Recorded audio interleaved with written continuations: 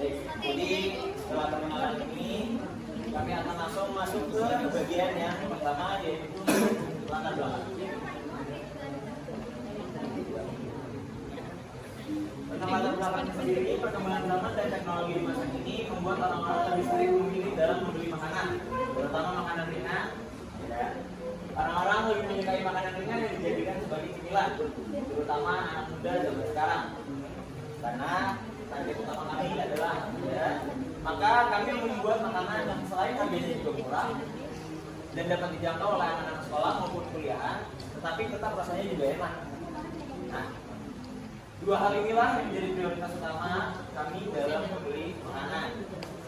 Dari uraian di atas, maka sangat potensial jika kami mengembangkan usaha makanan di sini, karena rasanya yang sudah pasti dapat diterima juga masyarakat Indonesia. Cemilan ini memiliki beraneka ragam rasa, sehingga konsumen dapat memilih rasa yang sesuai dengan kesukaan mereka. Walaupun penjualan ini kami targetkan untuk anak muda, tetapi semua kawanan juga dapat menikmatinya.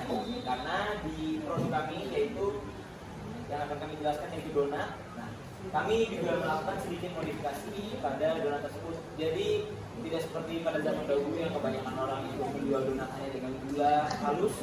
Nah, tapi kita juga akan sedikit memodifikasi donatnya, entah mungkin dari varian rasanya ataupun dari bentuk donatnya itu sendiri. Nah, lalu kita juga punya visi dan misi. Misi kita itu menjadi usaha donat yang berbasis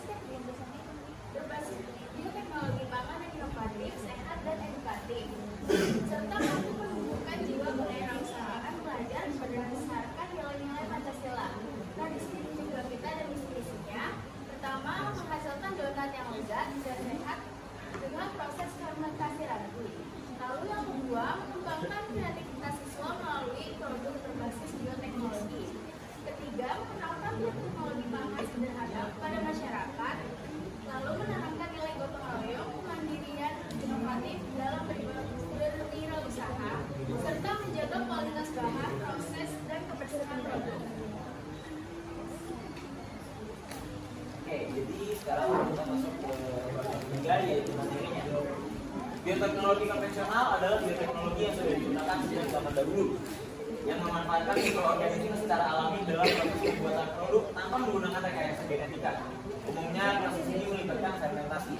Jadi yang dimaksud dengan bioteknologi yaitu teknologi yang mempergunakan atau memanfaatkan makhluk hidup, terutama di sini mikroorganisme, yaitu makhluk hidup yang karena ukurannya sangat kecil jadi tidak bisa dilihat dengan mata panjang, akan tetapi butuh bantuan alat. Nah, di sini kita di bioteknologi mempergunakan hal tersebut, ya, terutama melibatkan proses fermentasi. Ciri-ciri bioteknologi konvensional yaitu yang pertama menggunakan mikroorganisme alami tanpa dimodifikasi. Jadi mikroorganismenya itu memang sudah ada dan begitu. Kita tidak mengubah apapun dari mikroorganismenya.